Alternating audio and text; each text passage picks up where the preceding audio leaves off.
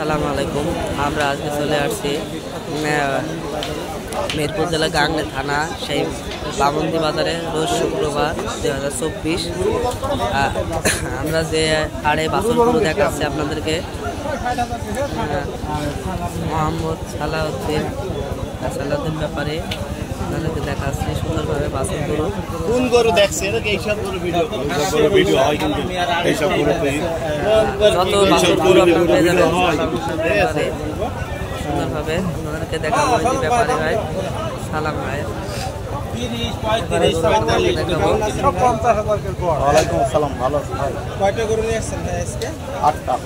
আটটা গরু নিয়ে আমি যেগুলো দেখাচ্ছি 8টা গরু নিয়েছে।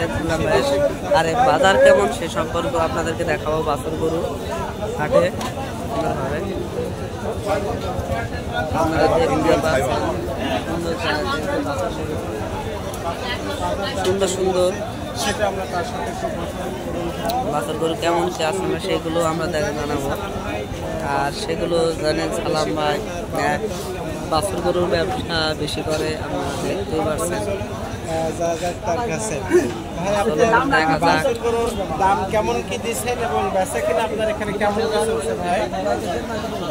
আসলে দাম কেমন কি দিচ্ছেন ভাই? প্রতিটা বাছুরের দাম আপনি কেমন চাচ্ছেন বা খেতেলে কেমন বলছে? আমি 90 চাচ্ছি, 92 চাচ্ছি। এর ভেতরে তো দাম দর করার সুযোগ আছে তাই না? হ্যাঁ, দাম দর করা অবশ্যই।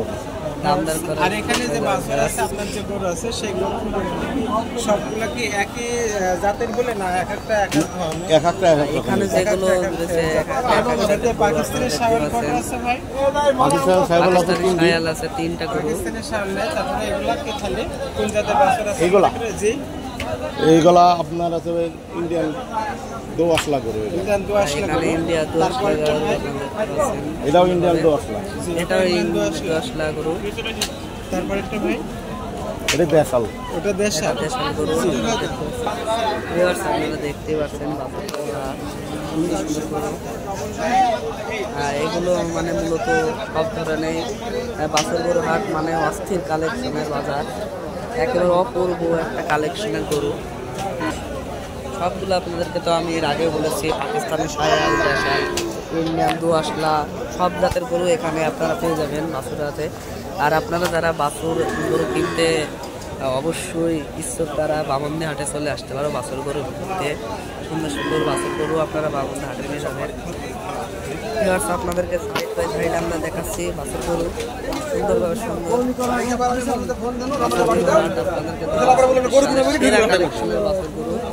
এখানে শুধু বাছুর গরু আর বাছুর গরু আপনারা পেয়ে যাবেন। অপূর্ব কালেকশনের বাছুর গরু এখানে খুব সুন্দর সুন্দর আসবে বামনবাদ। যারা বাছুর গরু কিনতে তারা অবশ্যই আমাদের এই চ্যানেলে পেয়ে যাবেন সুন্দর সুন্দর বাছুর গরুর কালেকশন অস্থির।